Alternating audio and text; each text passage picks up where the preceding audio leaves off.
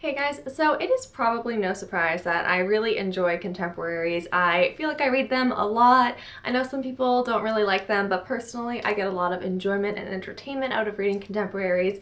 But there are still some contemporaries that I have not yet read, and books that have been out for years and years that I've been meaning to read ever since I heard about them, and I still haven't gotten to. The first one, and this one has been on my Goodreads TBR the longest out of all of these on the list, is Since You've Been Gone by Morgan Matson, and I have read all the other Morgan Matson books, I think, except for Amy and Roger's Epic Detour, which I guess I should put on this list too.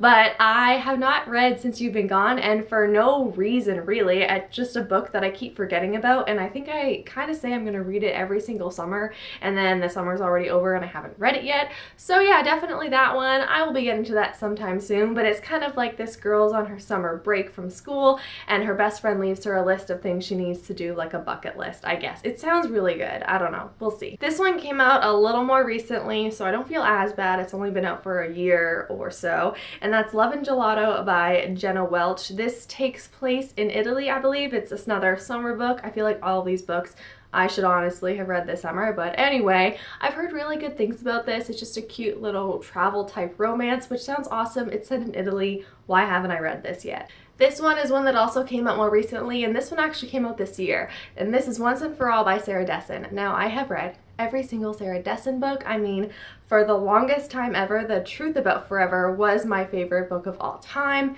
and I don't know why I haven't picked up Once and For All. I mean, it's about weddings, so I should really pick this up because I love weddings, and I've heard some mixed things.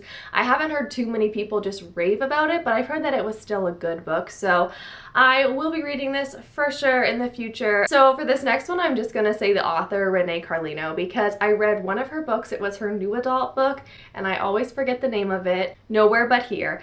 I absolutely love this book. It was so great. It was recommended to me by my Bookstagram friend at the Bibliothèque, and it was a great recommendation. I loved it, and for some reason I haven't read any of her other books, and I do not know why, because I enjoyed her book that I read so much. So just a few that I need to read: Swear on This Life, Sweet Thing, and Before We Were Strangers.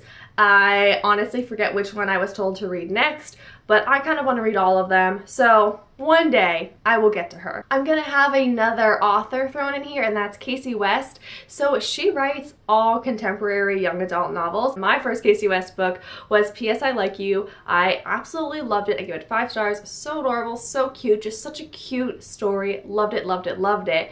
And then I read The Fill-In Boyfriend because I wanted to read more, and I hated it. It was so, I just really did not like it. Nothing about that book I liked. So I haven't read any more Casey West books, but I know I need to give her another shot because she's written some books recently that I've heard great things of, like Lucky in Love and then By Your Side. So I do want to read her books, and I want to read more of them, but I think The Fill-In Boyfriend just kind of put me off because, like I said, I did not like that one at all. So one day I will get to reading more Casey West books. Also, I need to read Alex Approximately by Jen Bennett.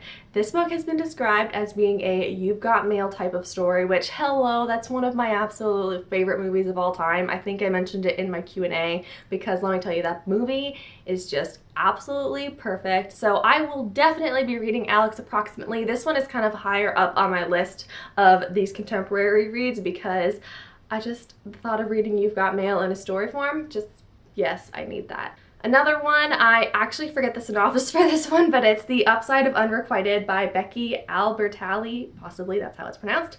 So this one, like I said, I forget everything about it, but I've only heard good things about it. So, I mean, I'm just gonna trust y'all who have read this book. And these last two I'm including on this list, even though I do have them now in my possession, but when I originally made this list, I did not. And those two are Everything Everything by Nicola Yoon, and I actually have the copy here. I'm going to get to reading this weekend. It's nice and short. I'm going to the beach, so I think it'll be a good little beach read.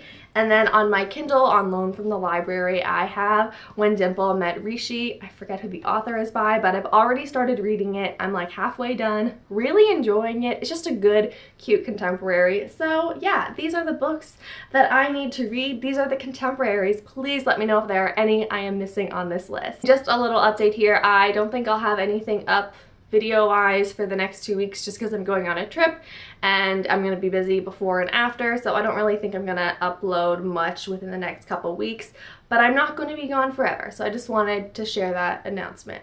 Thank you so much for watching and happy reading.